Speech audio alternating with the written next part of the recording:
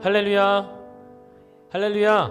네, 기독교 세계관 특강 1주차 함께하는 모든 분들 주님의 이름으로 환영하고 축복합니다. 시간 함께 찬양할 때 이런 마음으로 함께 찬양했으면 좋겠습니다. 하나님, 나의 삶의 주인이 내가 아니라 하나님이심을 믿음으로 결단할 수 있도록 시간 함께하여 달라고, 그리고 나의 삶을 신실하게 인도해 달라고 시간 이 고백을 가지고 전심으로 하나님 찬양했으면 좋겠습니다.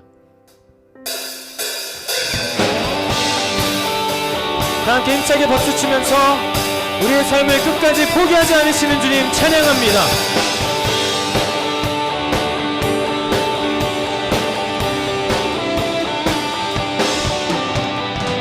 주 신실하심 놀라워 죄인의 마음 흔드네. 자비의 물가로 인도하시니 그 무엇도 끊지 못해. 주여 기억하소서. 주여 기억하소서. 주 백성 자녀들 신실한 주님의 약속. 주님의 은혜 내게 넘치네.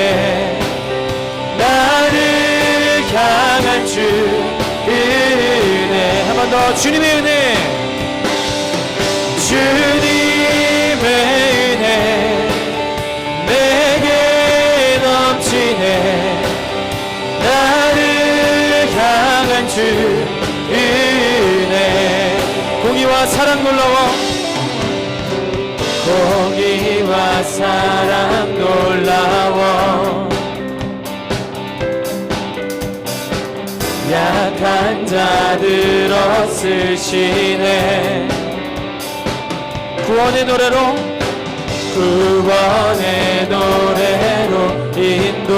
인도하시니 만 백성 함께 찬양해. 만 백성 함께 찬양해. 주여 기억하소서.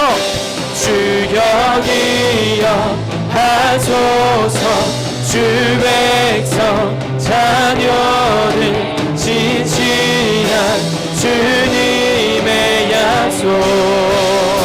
주님의 은혜, 주님의 은혜 내게 넘치네. 나를 향한 주 은혜. 주님의 은혜, 주님의 은혜 내게 넘치네. 나를 향한 주 은혜. 주여 기억하소서. 주여 기억하소서. 주 백성 자녀들 신실한 주님의 약속. 주여 기억하소서. 주여 기억하소서. 주 백성 자녀들 신실한 주님의 약속. 주님의 은혜 내게 넘치네. 나를 향한 주 함께. 주님의 은혜, 주님의 은혜 내게 넘치네. 나를 향한 주. 마지막으로 전심으로 고백합니다. 주님의 은혜, 주님의 은혜 내게 넘칠지어다. 넘치네. 나를 향한 주 은혜.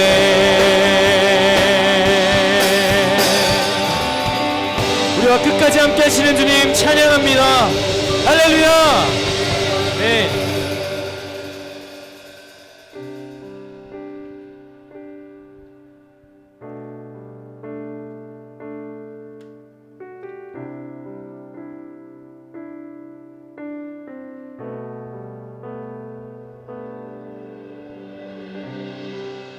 모든 상황 속에서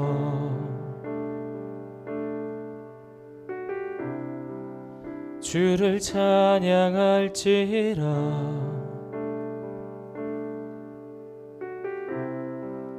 주는 너의 큰 상급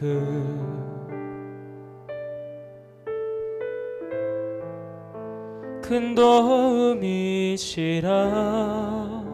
주의 얼굴 구할 때 주의 얼굴 구할 때 주의 영을 부으사 주의 영을 부으사 크신 사랑 안에서 크신 사랑 안에서 주를 보게 하소서. 내 영혼이 확정되고 내 영혼이 확정되고 확정되어 싸우니 믿음의 눈 들어 주를 바라봅니다. 내 영혼이 확정되고 확정되어 싸우니 믿음의 눈 들어 주를 바라봅니다. 모든 상황 속에서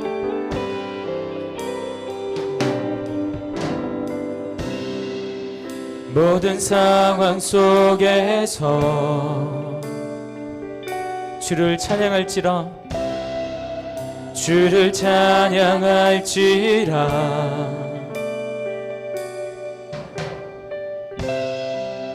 주는 너의 큰 상급 큰 도움이시라. 큰 도움이시라. 주의 얼굴 구할 때 주의 얼굴 구할 때 주의 영을 부으사 주의 영을 부으사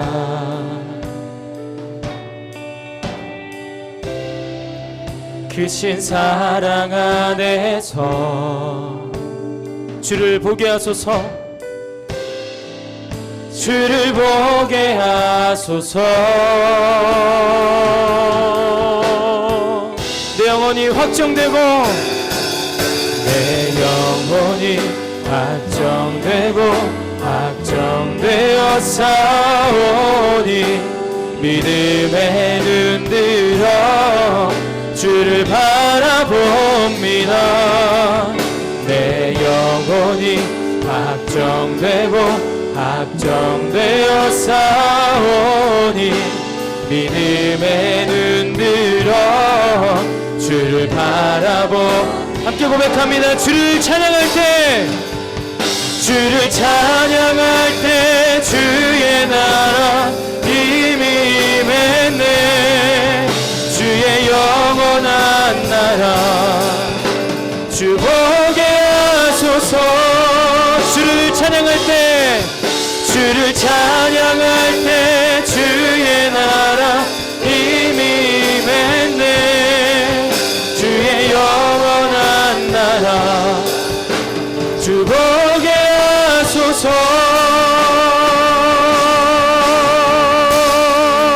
내 영혼이 확정되고 확정되어 싸우니 믿음의 눈 들어 주를 바라봅니다. 내 영혼이 확정되고 확정되어 싸우니 믿음의 눈 들어 주를 바라봅니다. 함께 기도하겠습니다. 하나님, 나를 구원하신 은혜의 감격으로 살아가기를 원합니다. 나의 인생의 주인이 이제는 내가 아니라 하나님이심을 믿습니다.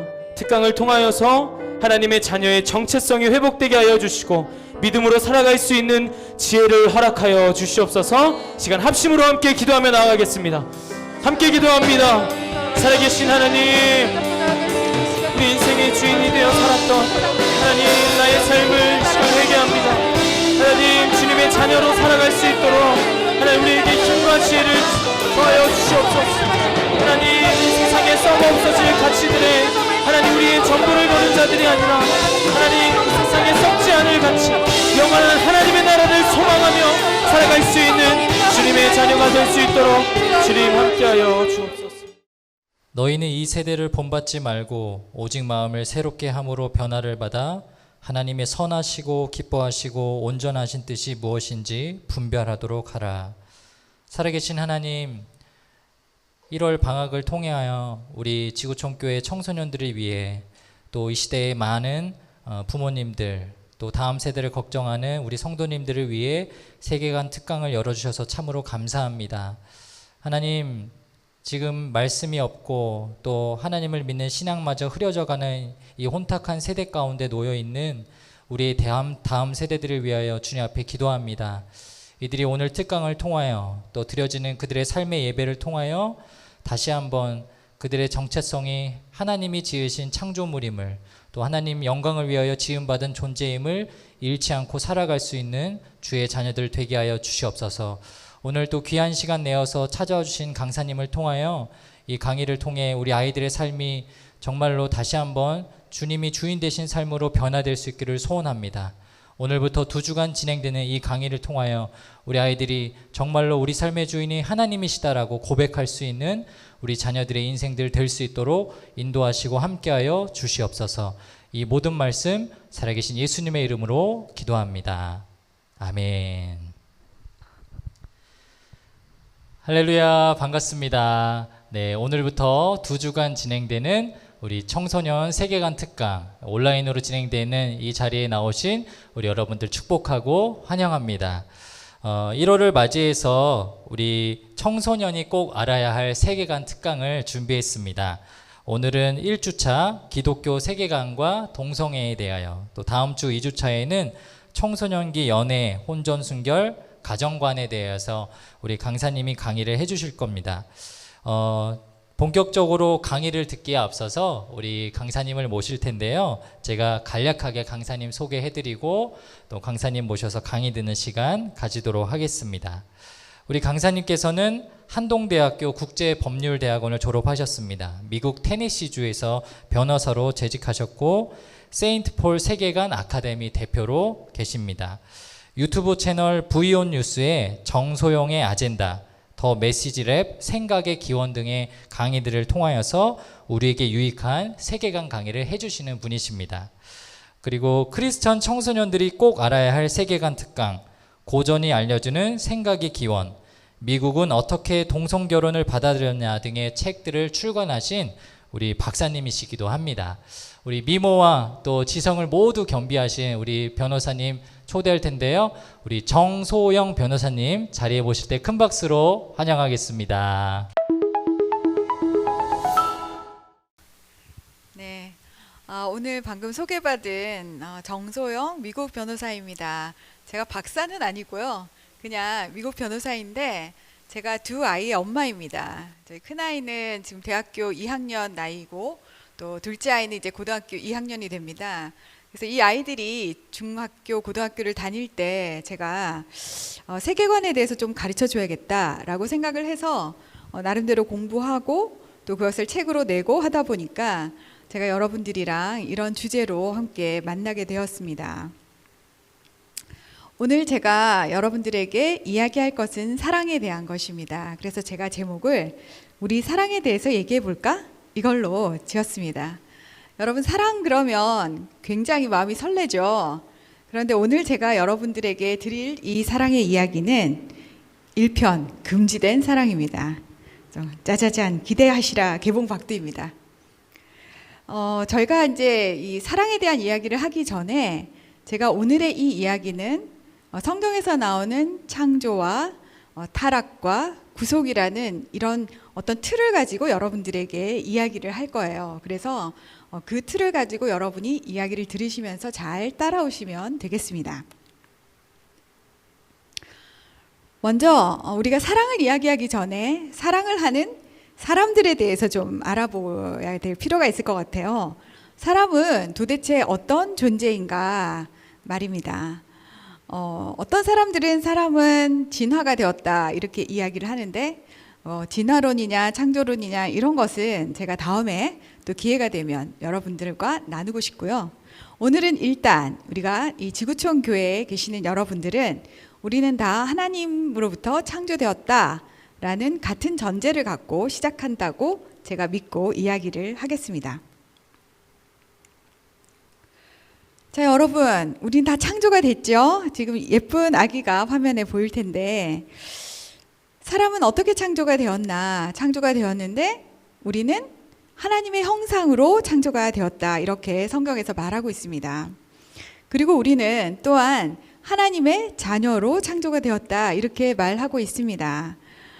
하나님의 형상으로 창조가 되었다는 것은 하나님과 약간 닮았다. 그죠? 하나님의 자녀니까 우리 아버지가 하나님이시니까 우리는 하나님과 좀 닮은 그런 존재겠죠. 그래서 우리는 상상도 할 수 있고 또 뭘 할 수 있을까요? 우리는 언어를 사용해서 이야기도 할 수 있고요. 또 우리 마음속에는 양심이라는 것이 있어서 도덕적인 감정, 또 뭔가 잘못했을 때 부끄럽다 이런 것도 느낄 수가 있는 그런 존재입니다. 자, 그런데 하나님은 왜 사람들을 창조하셨을까요? 여러 가지 이야기가 있지만 저는 하나님은 사랑하려고 우리를 창조했다라고 이야기를 하고 싶습니다. 하나님께서 우리한테 두 가지 큰 계명을 주셨잖아요. 다 아시죠? 첫 번째는 하나님을 사랑하라. 두 번째는 이웃을 사랑하라예요. 그러니까 하나님께서 우리한테 원하시는 건 딱 하나예요. 사랑을 해라. 그렇죠? 제가 크리스마스 이브 때 사실 조금 고민을 했었어요. 하나님 우리의 삶의 목적이 뭘까를 그때 왜 그런 고민을 했는지 모르겠는데 불현듯 그런 생각이 들었어요.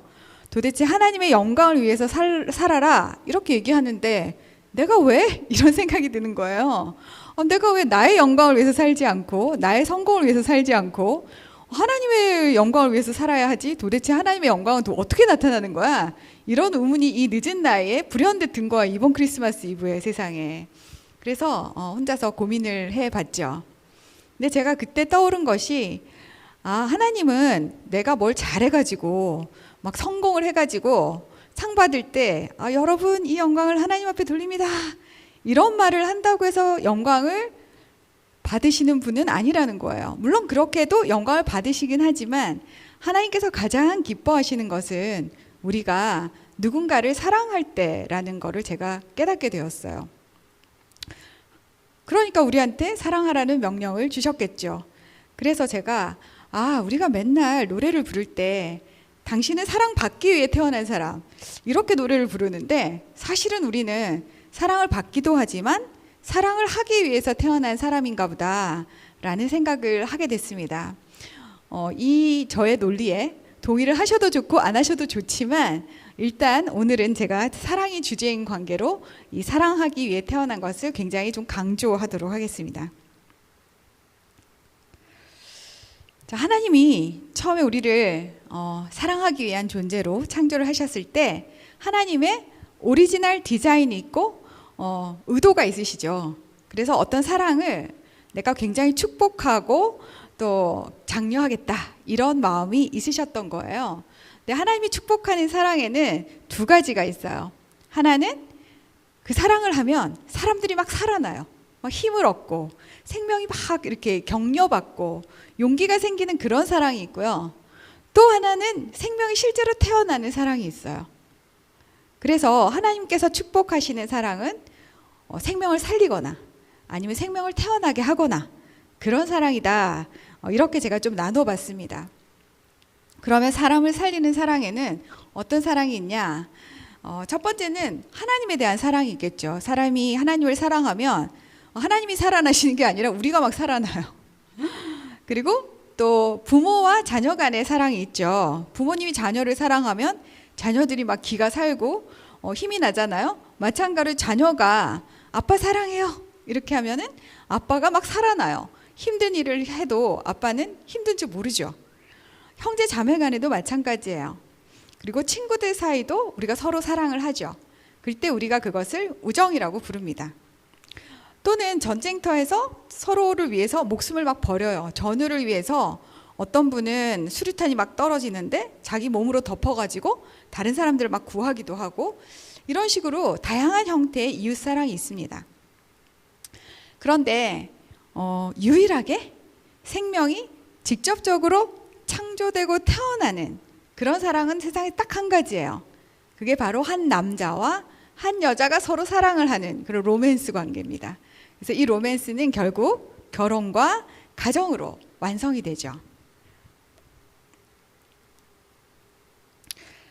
자, 그런데 우리가 이 사랑은 되게 좋은 건데, 이 사랑이 다 축복받는 사랑이 되지 않고 어떤 사랑은 하나님께서 금지하시는 그런 사랑이 된 그런 사건이 벌어집니다. 지금 화면에서 이 그림이 잘 나아가는지 모르겠지만 이 그림 한번 봐주세요. 사랑에 왜 문제가 생기게 됐을까 하는 것을 설명해 주는 그림입니다.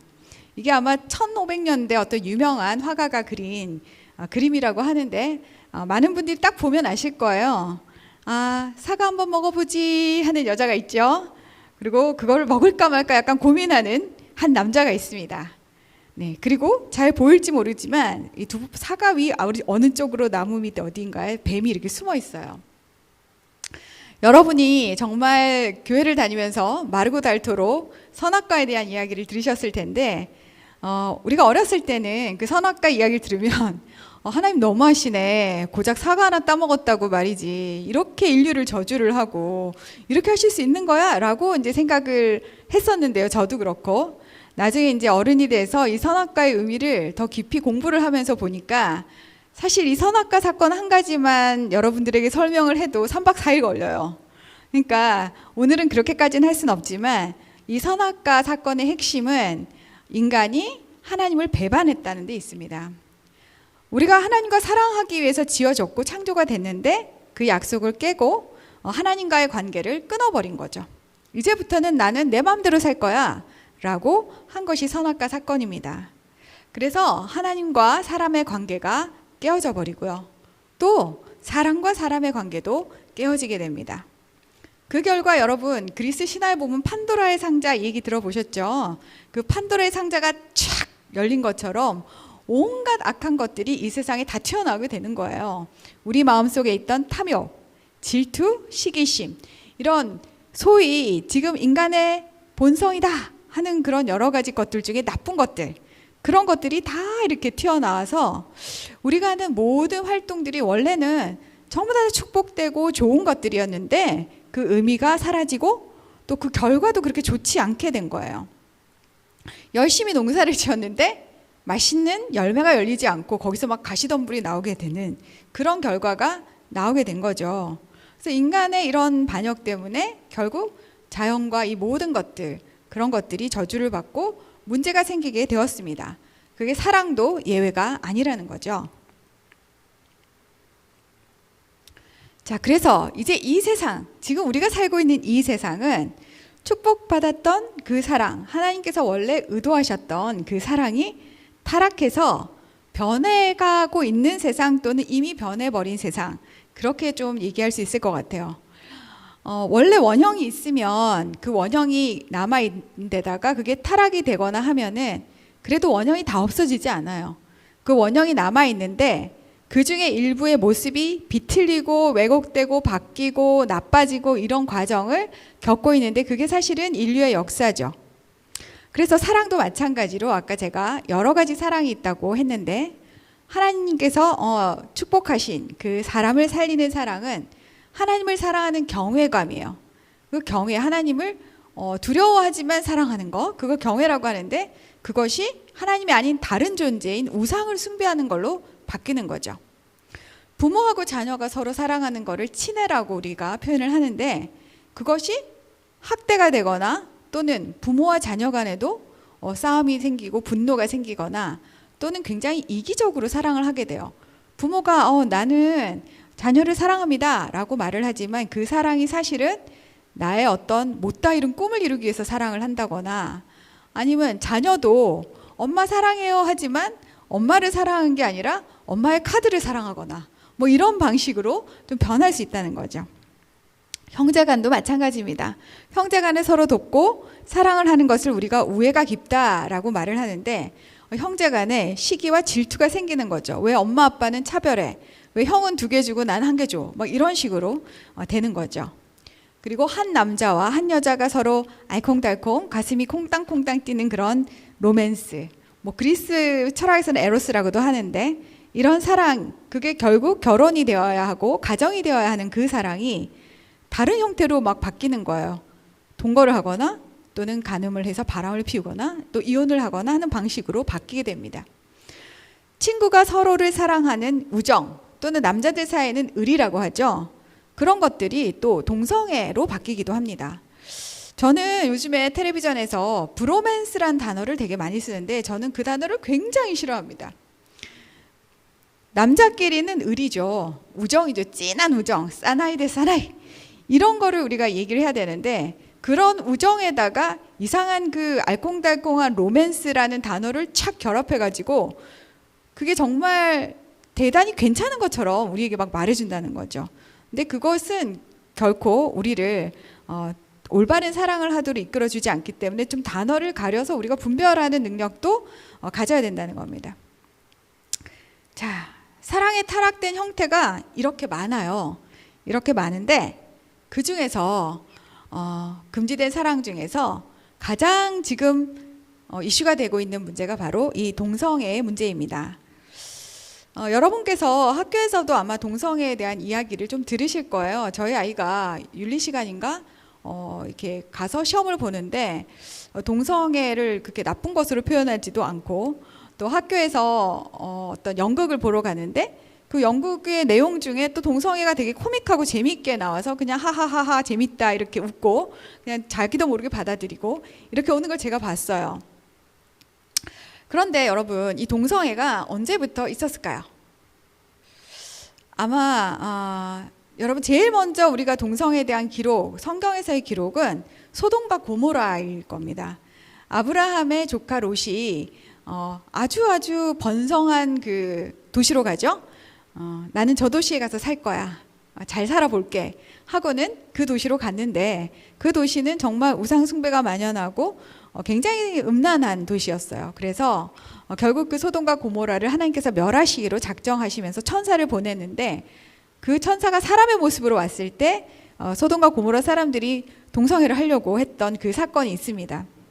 그래서 우리가 아브라함에 대해서 생각해 보면 그게 아마 기원전 한 2000년, 기원 전 2000년 정도 되니까 지금으로부터 한 4000년 전이에요. 그러니까 굉장히 옛날에 그런 동성애가 있었다는 얘기죠. 그 다음에 또 다른 기록을 보면 그리스 로마 시대에 보면 또 동성애에 대한 기록이 있어요. 우리가 그 플라톤이 쓴 향연이라는 책을 보면은 거기 사랑에 대해서 거기도 막 이야기를 나눠요. 사랑은 이렇고 저렇고 막 하는데, 그때 당시 사람들의 풍습은 남자와 여자가 서로 사랑하는 것은 되게 육체적인 것이고 별로 중요하지 않고 고상하지 않다고 생각했어요. 그런데 남자가 남자를 사랑하는 것은 되게 고상하고 되게 차원이 높다고 생각했어요. 왜냐하면 여자는 그 당시에 별로 사람 축에 못 꼈거든요. 그래서 여자들하고는 별로 상종하고 싶지 않은데, 철학을 하는 남자들끼리 서로 철학적인 대화를 나누면서 거기 이제 멘토와 멘티가 되면서 이렇게 동성애를 하는 거에 대한 그런 로망 같은 거, 그런 게 있었던 시대가 그리스 로마 시대예요. 우리가 또 유럽에 들어오면 또 그런 동성애가 서구 사회도 있었는데, 여러분 우리나라에도 동성애에 대한 기록이 있어요. 공식적인 기록이 여러분 잘 아시는 세종대왕 있으시죠? 세종대왕의 며느님이 동성애자였다, 이런 기록이 실제적으로 우리나라에 있어요. 그래서 조선에도 있었다는 얘기죠. 그렇게 되면 그리고 현대 시대에 돌아오면은 유럽은 물론 미국도 그렇고 지금 우리나라도 그렇고 전 세계 동성애가 다 있습니다. 그래서 어떻게 보면 동성애는 인류의 시작부터 사실은 계속 지금까지 있어 왔다라고 이야기할 수 있어요. 자, 그러면 동성애가 왜 생겨났을까? 여기에 대해서 사람들은 두 가지로 대충 이제 얘기를 합니다. 그러니까 성경적인 답변은 이거예요. 로마서 1장 23절에서 27절 여러분이 자세히 읽어보시면 사람들이 우상을 숭배하게 됐다는 말씀이 나와요. 이 우상 숭배는 사람들이 하나님보다 더 중요하게 생각하는 게 생겼다는 거죠. 하나님보다 더 사랑하는 게 생겼는데 그 우상 숭배의 마음을 하나님께서 꿀밤을 탁 주시면서 야, 우상 숭배하면 안 돼. 이렇게 하셔서 돌이키시면 그게 참 감사하고 은혜인데 하나님께서 웬일인지 그냥 내버려 두셨다고 이야기를 해요. 그냥 그래, 니네들 마음대로 한번 살아봐. 그리고 한번 당해봐. 약간 이런 분위기죠. 그래서 하나님께서 버려두심의 결과로 동성애가 생겼다. 이렇게 성경은 말씀을 하고 계세요. 그건 이제 믿는 크리스찬들이 성경을 책을 읽어보면서 공부하면 나오는 내용이고요. 세상 사람들은 어떻게 얘기하느냐. 세상 사람들은 인본주의자 이렇게 얘기하는데 인본주의는 그야말로 사람 인자에다가 이제 중심할 때 본이라서 사람을 중심으로 생각을 하는 거예요. 이분들의 생각의 체계 안에는 하나님이란 존재가 없습니다. 그러니까 하나님이 설명하시는 동성애의 설명은 이분들한테 해당이 되지 않아요. 그럼 이분들은 어떻게 얘기를 하느냐 하면 어차피 인간하고 동물은 똑같아. 왜냐하면 우리는 공통의 조상에서 나왔거든. 이제 이렇게 얘기를 하는 거예요. 그럼 공통의 조상에서 어떤 것은 이제 원숭이도 되고 어떤 것은 인간도 되고 어떤 것은 파리도 되고 이렇게 쭉 변화하겠죠. 근데 이제 동물학자들이 연구를 해보니까 인간이 아니라 이 동물 세계에 이런 동성애 행위가 있대요. 그래서 아니 동물들도 하는데 인간이 왜 하면 안 돼? 이렇게 생각을 하니까 그게 별로 문제가 안 되는 거예요, 이분들한테는.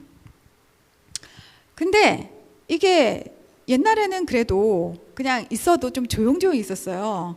사람들이 나 동성애 뭐 이렇게 소리 지르지 않고 뭐 그걸 잘하는 짓이야 이렇게 하지 않았어요. 어느 문화권에서든. 근데 오늘날 유독 이게 좀 문제가 되는 이유가 있습니다.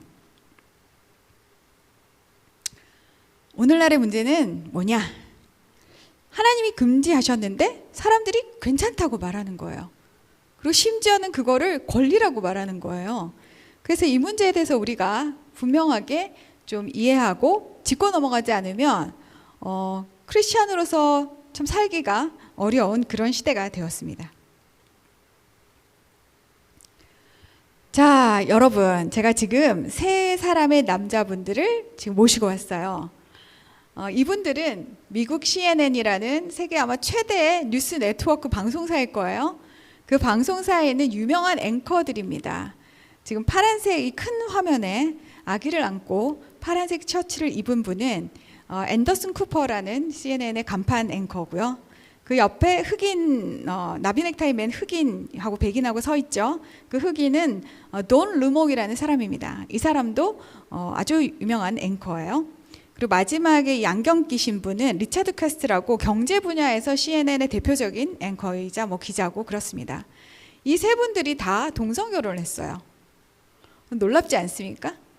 그리고 특히나 앤더슨 쿠퍼 같은 경우는 집안도 굉장히 좋대요. 집안도 좋고 한데 동성 결혼을 해서 최근에 아들을 얻었습니다. 전 세계가 환호를 하고 난리가 났죠. 축하한다고.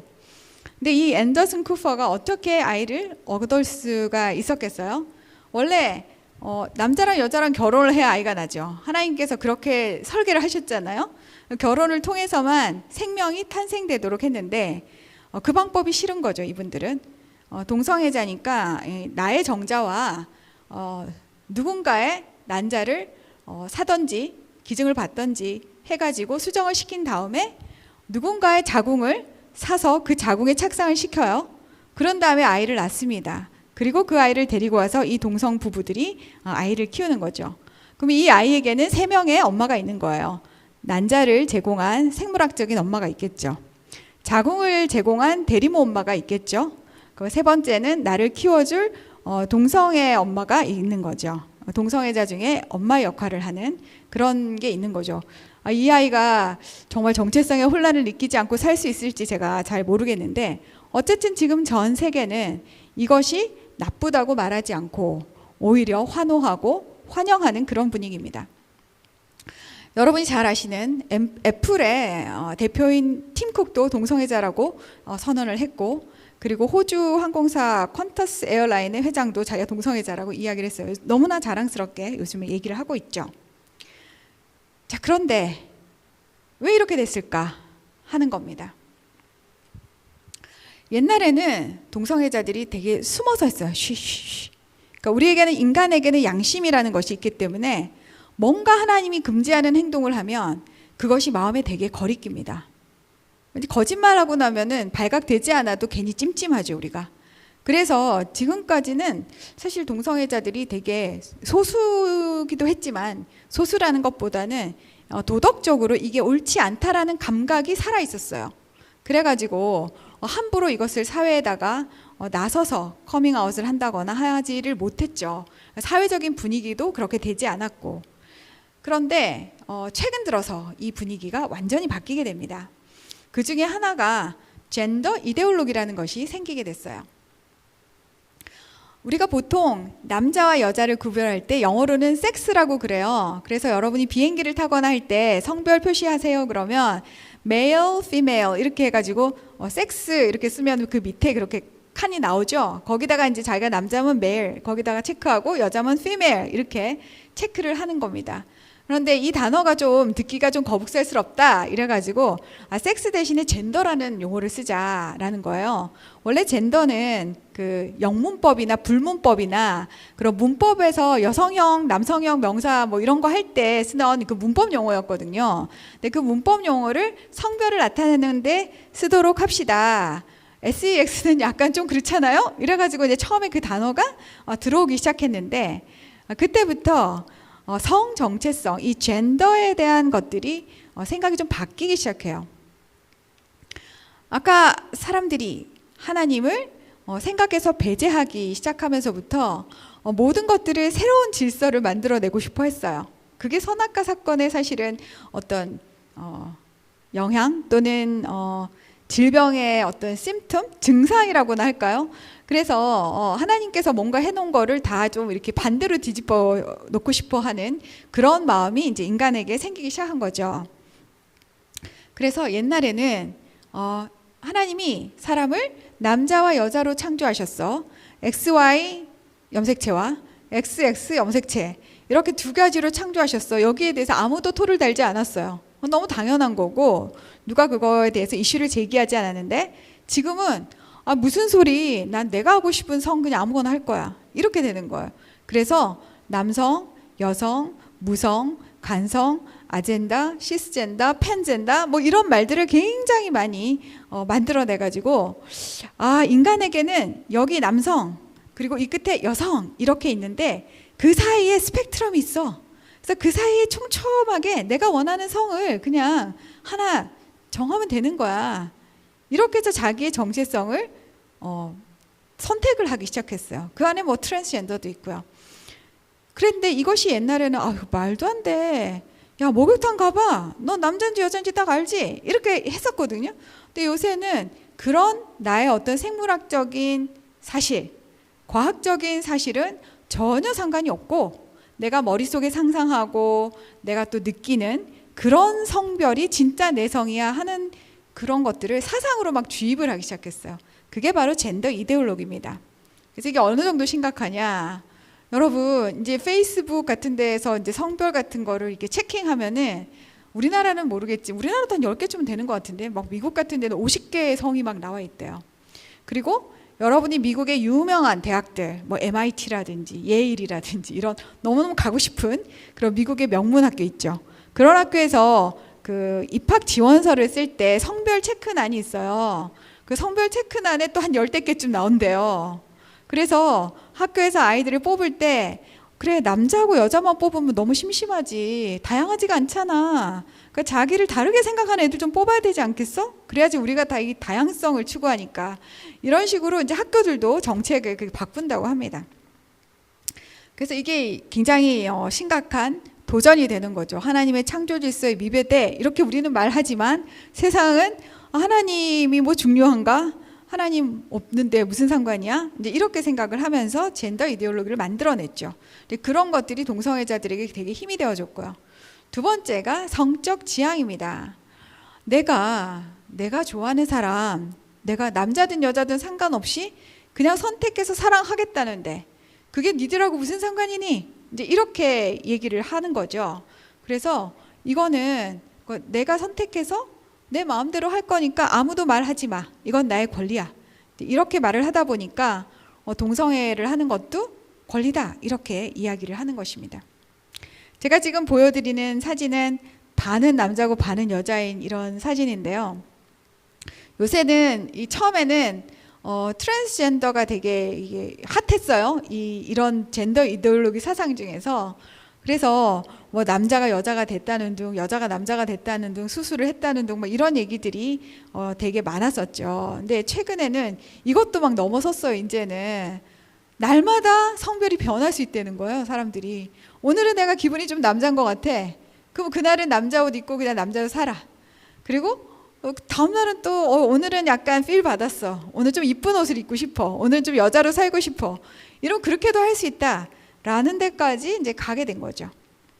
아직 우리나라는 거기까지는 아니에요. 근데 이게 워낙 그 유럽이라든지 미국은 이미 엄청 그 물결이 거세기 때문에 제가 여러분들에게 미리 예방 주사를 마치는 그런 차원에서 미리 얘기를 좀 해드리는 거니까 좀 들어두시면 좋을 것 같아요.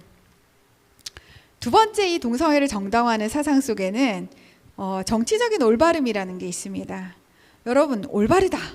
이런 우리가 딱 생각하는 것은 도덕적으로 어떤 행동은 옳고 어떤 행동은 그르다, 나쁘다, 바르지 않다 이렇게 분류를 하잖아요.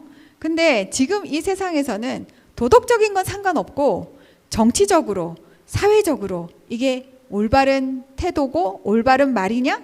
이런 거를 이제 컨트롤하기도 하고 체크하기도 하는 그런 세상이 됐다는 거죠. 왜냐? 우리는 너무나 다양한 사회에서 다양한 사람들이 살고 있는 사회에서 살고 있기 때문에 어떤 한 그룹을 배제하거나 또는 한 그룹의 기분을 나쁘게 하는 이런 거 정말 좋지 않아. 이거 정치적으로 옳지 않아. 이렇게 생각을 하는 것이죠. 그래서 그게 진리라 할지라도 도덕적으로 옳다 할지라도 그것을 말하는 것을 혐오다, 차별이다 이제 이렇게 말하기 시작한 것입니다. 이런 사상과 사조를 우리가 포스트 모더니즘이라고 불러요. 여러분이 영어 시간에 공부를 열심히 하셨으면 모더니즘, 모던이 무슨 말인지 아실 거예요. 지금 근대, 뭐 현대 뭐 이런 뜻이죠. 근데 포스트 모더니즘은 이 근대와 현대를 넘어선 시간을 이야기합니다. 그래서 보통 시기적으로 따져서 18세기, 19세기 정도까지를 저희가 근대 모더니즘의 시대라고 이야기를 하고, 그리고 지금 우리가 살고 있는 20세기, 21세기, 그러니까 여러분 이제 21세기의 사람들이죠. 그런 분들은 지금 포스트 모더니즘 시대에 살고 있는 거예요. 근데 모더니즘 시대에는 사람들이 과학, 이성 이런 게 굉장히 집착을 했어요. 그래서 성경은 과학적이지 않으니까 버려야 돼. 이제 이런 무브먼트가 되게 많았다면 포스트 모더니즘에서는 과학이 안 중요해요.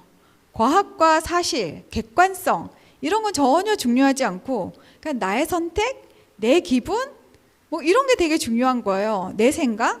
그래서 옛날에는 과학적으로 이게 사실이에요. 당신은 XY 염색체니까 여자입니다. 이렇게 말을 해주면 내가 여자인 줄 알았는데 나 이제 그것을 거부하겠어. 이렇게 되는 거예요. 왜냐? 나는 그렇게 느끼지 않기 때문이야. 라고 말입니다. 이런 포스트 모더니즘 시대를 처음 연 사람, 사실은 이 포스트 모더니즘은 선악과 때부터 계속 와 있긴 했지만 우리가 철학사적으로는 니체라는 사람을 이야기합니다. 니체 이러면 신은 죽었다라고 선언한 사람으로 굉장히 유명을 해요.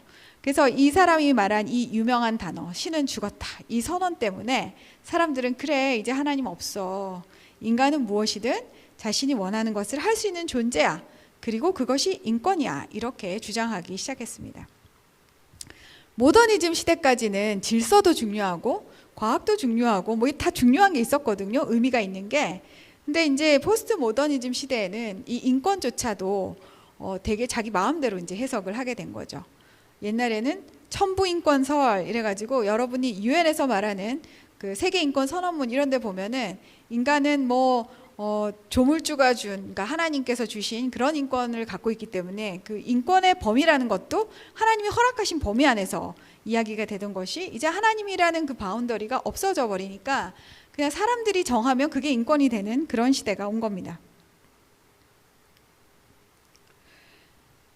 자, 그러다 보니 인권의 이름으로 동성애를 지지하는 법들이 각 나라마다 막 생기게 됐어요. 자, 그 대표적인 것이 2013년 영국의 평등법이라는 것도 있고요. 2015년에 미국은 연방 대법원에서 동성 결혼을 합법화를 시킵니다.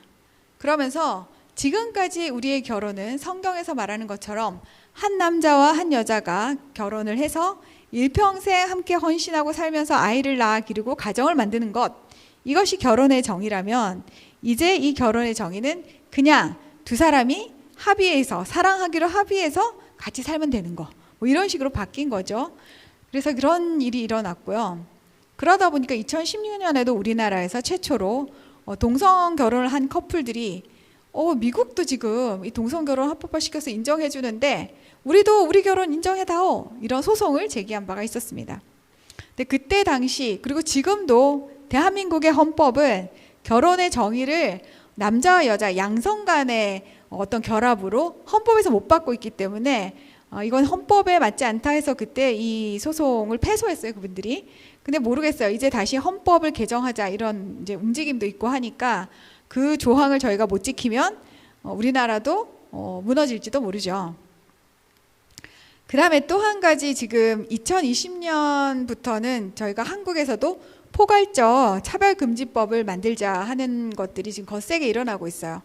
이 차별금지법도 사실은 8번인가 7번인가 하여튼 계속 국회에서 상정이 됐었는데 그때마다 그 안에 제가 말씀드린 성 정체성의 이슈라든지 성적 지향의 문제가 있기 때문에 기독교인들이 굉장히 반대를 많이 했습니다. 우리가 다 포용하고 다 평등하게 할 수 있지만 성경이 죄라고 말한 것까지 우리가 받아들일 수는 없다. 이게 이제 기독교 입장이었죠. 가장 최근에는 2021년에 미국의 연방 하원 의원이 이제 개원을 하면서 앞으로 지금 바이든 대통령이 됐죠. 바이든이 된 민주당에서 정권을 잡으면 제1차로 우리가 평등법을 통과시켜서 우리가 동성애자들에게 더 많은 권리를 주겠다 이렇게 하고 있고요. 낸시 펠로시라는 그 하원 의장은 하원 내에서 어떤 성차별적인 용어를 못 쓰게 하겠다 그러면서 그 성차별적인 용어에 얘가 아버지, 어머니, 아들, 딸, 할머니, 할아버지 이런 단어가 성차별적인 단어라고 예를 들었어요. 왜냐하면 아버지, 어머니나 아들, 딸은 성별을 구별하잖아요. 그러니까 그렇게 하지 말고 parents 1, parents 2, 뭐 children 1, children 2 뭐 이런 식으로 표현을 하도록 법을 바꾸겠다. 뭐 이런 이야기를 했었죠. 정말 되게 꿈 같은 이야기고 먼 나라 이야기 같지만 사실 우리나라도 그닥 그 영향력에서 멀지 않습니다. 우리도 지금 차별금지법이 아마 통과가 되고 나면 그때부터 아마 해외에서 일어났던 여러 가지 일들이 실제적으로 우리 사회에서 일어나는 걸 여러분이 경험할 수 있는 그런 정말 한 번도 살아보지 못한 시대를 살 수 있지 않을까 그런 걱정이 좀 됩니다. 여기까지 잘 따라오고 계시죠? 그러면 동성애는 과연 괜찮은 거야 진짜로? 세상이 말하는 것처럼 괜찮은 건가 하는 거죠. 성경은 로마서에서 이미 말하고 있어요. 동성애를 하면 니들 몸에 그 죄값을 받게 된다 이렇게 성경에 딱 나와 있어요.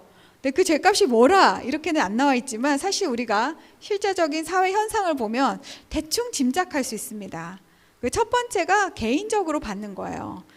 그것이 이제 의료 보건적인 영향인데 여러분 HIV 바이러스가 이제 에이즈라는 질병을 유발하는 걸 아시죠? 이게 전염병이거든요. 해마다 우리나라에 1000명 이상의 에이즈 환자가 생깁니다. 그 전염에 의해서 생기는 것이니까 생기고 사실 이것은 치료가 안 돼요. 약이 있지만 완벽한 치료가 안 되기 때문에 치사율이나 이런 그 치료의 어려움으로 볼 때는 사실 코로나19하고는 비교가 안 되게 사실 무서운 병입니다.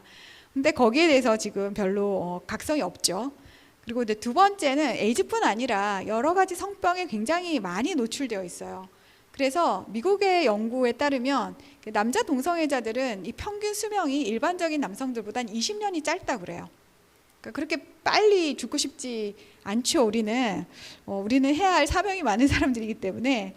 그래서 개인의 어떤 보건 상태를 볼 때 썩 좋지 않아요. 저는 가끔 그런 생각을 합니다. 우리가 담배 광고를 보면 너무 혐오스럽지 않아요? 막 이상한 뭐 관 같은 거를 온몸에 막 꽂고 막 죽어가는 이런 사람들 막 보여주면서 청소년들에게 너네 담배 피면 안 된다 막 이렇게 말하잖아요. 근데 그와 비슷한 위험도를 가진 이런 동성애의 어떤 성애의 같은 거에 대해서 아무도 말을 안 해준다? 이건 진짜 조금 문제가 있지 않나 라는 생각이 들어요. 사실 우리나라는 국가인권위원회랑 언론사들이 협약을 맺은 게 있어가지고 동성애에 대한 나쁜 이야기를 사실 못하게 돼 있어요. 그래서 이런 정보들이 안 나오는데 이건 우리 청소년들한테는 굉장히 큰 문제죠. 두 번째는 사회적인 영향인데요. 이분들의 라이프스타일, 생활 패턴을 보면 파트너가 굉장히 많이 바뀌어요. 결혼은 한 번 하면은 죽을 때까지 그냥 이 사람이랑 가야 된다 이런 게 있잖아요. 근데 이 사람들은 계속 좀 바뀌기 때문에 인간관계가 굉장히 스테이블하지 않고 불안합니다. 그리고 우리 사회에 지금 성매매, 성추행 막 이런 게 되게 문제가 되고 있는데 남녀 간의 성매매도 굉장히 많아가지고 지금 문제인데 거기 플러스 알파로 이 동성 간의 문제도 지금 더해지니까 사회적으로 더 큰 문제가 되고 최근에 더 우려가 되는 것은 청소년들 사이에 이 에이즈 환자가 급증하고 있다 그래요. 우리나라가 옛날에 2013년인가 하여튼 그 굉장히 초기 때 2000년대 초기 때는 우리나라 청소년 에이즈 환자 2명이었대요. 근데 지금은 뭐 엄청나게 많이 들었죠. 그래서 이런 사회적인 영향이 있고 마지막으로 이제 국가적인 영향을 보면은 기본적으로 동성 간의 성관계는 아이를 낳을 수 없기 때문에 지금 우리나라 출산율 되게 문제인데 그 생명을 잉태하지 못하는 이런 것들의 문제가 좀 있고 그뿐만 아니라 지금 우리나라는 에이즈에 걸리면은 국가가 100% 다 지원을 해주고 있어요.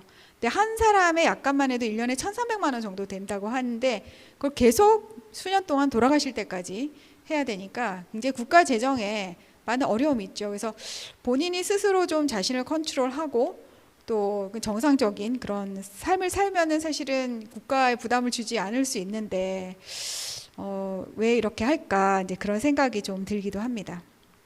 그래서 비단 성경뿐 아니라 사실은 우리가 과학적이고 객관적이고 의학적인 팩트를 볼 때는 이대로 사는 것이 괜찮지 않다 이런 걸 저희가 좀 알 수가 있죠. 그래서 마지막으로 그러면 우리가 이 사랑이 하나님이 원래 의도하신 그 사랑이 막 왜곡되고 타락돼서 부분적으로 굉장히 상하게 되어서 지금 여러 가지 이상한 형태의 사랑들이 나타나고 있는데 이거를 그럼 우리는 어떻게 회복시킬 것인가? 어떻게 하면 사람을 살리는 사랑으로 하나님께서 원래 의도하셨던 그 사랑으로 회복시킬 것인가를 이제 좀 생각을 해봐야 되겠죠. 네, 저는 일단 진짜 사랑이 뭐냐 이거를 조금 이야기하고 싶어요. 그러니까 하나님께서 우리한테 하라고 하신 사랑은 사람을 살리는 사랑인데 그 사랑하는 방법은 고린도전서 13장에다가 이야기를 해놓고 계세요. 제일 첫 번째가 사랑은 오래 참고로 시작하죠. 온유하고 시기하지 않고 쭉 나가다가 맨 끝에도 모든 것을 견뎌요. 그러니까 사랑은 기본적으로 참고 견디는 거예요. 보기 싫더라도 참고 견디고 봐주고 기다려주고. 그래서 이 고린도전서 13장을 여러분들이 집에서 이렇게 한 단어 한 단어를 꼭꼭 씹으면서 음미하면서 도대체 하나님께서 우리한테 기대하는 사랑이 정말 어떤 수준인가를 조금 가늠해 봤으면 좋겠어요. 도대체 우리같이 별 볼 일 없는 인간들한테 어쩜 이런 수준의 고차원적인 사랑을 요구하셨는지 하나님이 우리에 대한 기대가 그렇게 크신가? 이런 생각이 들 만큼 되게 어려운 사랑을 하나님께서 이야기하고 계십니다. 그런데 하나님께서는 말씀으로만 이렇게 하시지 않고 그 진짜 사랑을 보여준 예수 그리스도를 이 땅에 보내셨죠. 그래서 예수님을 통해서 너희들이 어떻게 사랑하는 게 진짜 사랑인지를 좀 배워 하고 우리한테 샘플로 이렇게 보여주십니다. 예수님은 많은 가난하고 연약하고 또 사회적으로 무시당하는 사람들을 많이 돌보셨어요. 그래서 이웃들을 사랑하고 돌보셨고 그런 사랑을 보여주셨고 낮은 자리로 가는 사랑을 보여주셨고 또 제자들의 발을 씻겼죠. 섬기고 또 겸손한 자세로 사랑하시는 것도 보여주셨어요. 그런데 이제 가장 이런 가난하고 약한 자를 돌보거나 뭐 섬기는 것은 사실 인간의 성자도 돌을 많이 닦거나 이렇게 훌륭하게 되면 할 수 있는 정도의 영역일 거예요. 석가모니나 뭐 또 훌륭하신 그런 성인들 계시잖아요. 하실 수 있겠지만 예수님께서 우리에게 주신 그 크신 사랑 중에 한 가지는, 가장 큰 거는 우리를 죄에서 자유롭게 하신 거라고 저는 생각을 합니다. 가늠한 여자를 예수님께서 이렇게 만났을 때 사람들이 다 돌을 던지려고 했잖아요. 그때 죄 없는 사람 너희가 먼저 돌 던져 했더니 다 도망갔잖아요.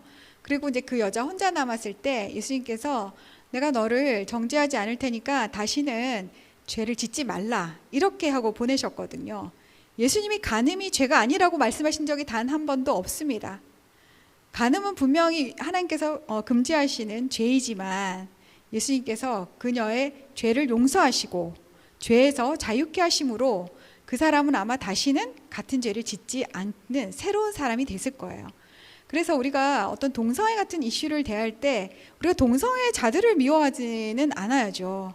그들을 우리가 동성애라는 죄에서 자유케 할 수 있도록 예수님을 소개시켜 주는 거, 그게 우리가 정말 할 일이 아닌가, 그런 생각이 듭니다.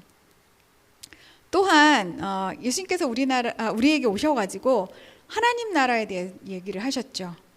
얘들아, 너희가 사는 이 세상이 다가 아니다. 너희에게는 기다리는 아버지가 있고 또 이 아버지의 나라에서 우리가 함께 영원히 누릴 그런 시간들이 있단다, 이렇게 이야기를 하셨죠. 그래서 그것을 우리가 복음이라고 이야기합니다. 그래서 십자가를 통해서 우리를 죄에서 자유케 하시고 부활을 통해서 우리가 하나님과 함께 영원히 살 수 있는 그 생명의 길로 인도하신 거죠. 그렇다면 우리는 어떻게 해야 될까요? 우리가 예수님을 믿는 사람들 아니겠습니까? 예수님을 따른다고 하는 사람들이죠. 그리스도인이란 단어의 뜻이 예수님을 따르는 사람이라는 뜻이라고 제가 알고 있는데, 그렇다면 우리가 이 모범을 보여주신 예수님을 따라서 이 땅에 빛과 소금이 되어서 진짜 사랑을 회복해야 되지 않을까, 그런 생각을 하게 됩니다. 제가 한 그 강의는 사실 오늘 이것이 첫 번째 그 금지된 사랑에 대한 이야기는 이것으로 제가 좀 마무리를 하도록 하겠습니다. 이게 그 일방적인 강의가 아니고 인터랙션이 있는 그런 시간이었으면 참 좋았을 텐데 그러지 못했지만, 여러분들에게 진짜 사랑이 뭘까, 우리가 정말 추구해야 하는 것은 무엇일까, 그리고 이 세상에서 흐르고 있는 이 잘못된 사랑들, 그런 사랑들을 돌이키는데 나는 어떤 것을 할 수 있을까, 이런 것들을 좀 생각해보는 그런 계기가 되었으면 합니다. 끝까지 잘 들어주셔서 고맙습니다. 네, 이 시간 들었던 강의를 생각하면서 우리 가정에서도 우리 부모님들도 우리 청소년들도 같이 한번 기도했으면 좋겠습니다. 우리 강사님께서 동성애에 대해서 또 무너진 세계관에 대해서 말씀하셨는데, 정말로 우리 주변에 돌아보면 이런 죄악들이 너무 많이 있는 것 같습니다. 신약성경 베드로전서는 이렇게 고백합니다. 만물의 마지막이 가까이 왔으니 그러므로 너희는 정신을 차리고 근신하여 기도하라. 그렇습니다. 이 시간 함께 기도할 때 하나님, 우리 자신들이 그리고 우리의 가정의 자녀들이 이 모든 더러운 세상의 죄악들을 끊어내고 원래 우리를 지으셨던 창조주 되신 하나님 아버지의 모습을 그대로 살아가는 우리 청소년들이 되게 하여 주시옵소서. 또 우리가 부모로서 우리의 자녀들을 그렇게 가르치고 양육하는 믿음의 부모가 되게 하여 주시옵소서. 우리 자녀들을 위해서, 우리 자신을 위해서 같이 한번 기도하겠습니다. 사랑의 하나님 아버지, 그렇습니다. 하나님이 들은 말씀을 통하여서 이렇게 무너져 있는 이 세상의 여러 죄악들을 다 끊어내고 하나님 아버지만 바라보며 나아가게 하여 주시옵소서. 성령 가운데 우리 가운데 주인 되시고 주권자 되신 하나님을 바라보면서 주님만 신뢰하며 나아가는 우리들이 되게 하여 주옵소서. 하나님 뜻 가운데 우리가 붙잡힌 바 되어서 하나님 그 뜻 가운데 주 앞에 순종하며 나아갈 수 있기를 소원합니다. 아버지께서 뜻하시는 대로 말씀하시는 대로 주님 뜻 가운데 나아갈 수 있는 주의 권속들이 되게 하여 주시옵소서. 주님을 기대합니다. 하나님 그렇게 변화시킬 것들을 사모합니다. 아버지께서 도우시고 책임져 주셔서 하나님 이 세대 가운데 정말로 분별받으시며 하나님의 말씀을 붙잡고 나아갈 수 있는 우리들 될 수 있도록 성령님이 역사하시고 주님이 보여주시고 함께하여 주시옵소서. 한 번 더 기도할 때에는 이렇게 기도했으면 좋겠습니다. 하나님, 우리 인생의 주인이 하나님이심을 인정하게 하여 주시옵소서. 내가 주인된 인생이 아니라 이 세계관의 중심에 내가 있는 것이 아니라 하나님, 창조주 하나님이 정말 우리 삶의 주인이 되시고 내 인생의 주인이라고 고백하고 결단하는 우리 자녀들이 되게 하여 주시옵소서. 우리 이 시간 다시 한번 기도할 때 하나님, 그렇습니다. 하나님이 주인이십니다. 하나님이 나의 오너이십니다. 하나님이 나에게 말씀하는 분이십니다. 하나님만이 창조주이십니다. 그 믿음을 결단하고 고백하는 우리가 될 수 있게 해달라고 우리 이 시간 주님의 이름을 크게 한번 부르짖고 기도합니다. 주여!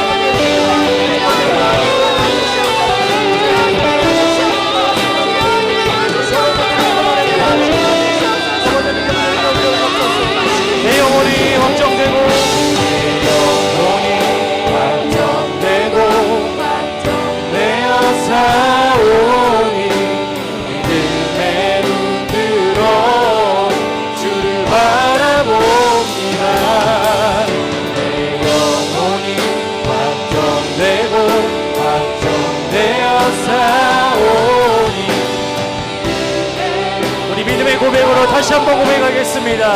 내 영혼이 확정되고 확정되었사오니, 내 영혼이 확정되고 확정되었사오니, 믿음의 눈 들어 주를 바라봅니다. 내 영혼이 확정되고 확정되었사오니,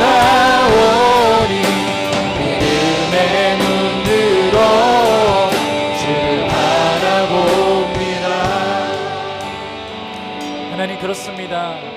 세상의 혼탁한 문화 가운데, 음란하고 더러운 그 죄악 가운데 세상은 남성과 여성이 아니고 하나님이 지으신 한 남자와 한 여자가 아니고 여전히 다른 많은 것들이 자신의 선택으로 고를 수 있다라고 말합니다. 그러나 하나님, 믿는 사람으로서 이 시대에 남은 그루터기 같은 믿음의 자녀들로서 하나님 말씀이 기준이 되는 주의 자녀들 되게 하여 주시옵소서.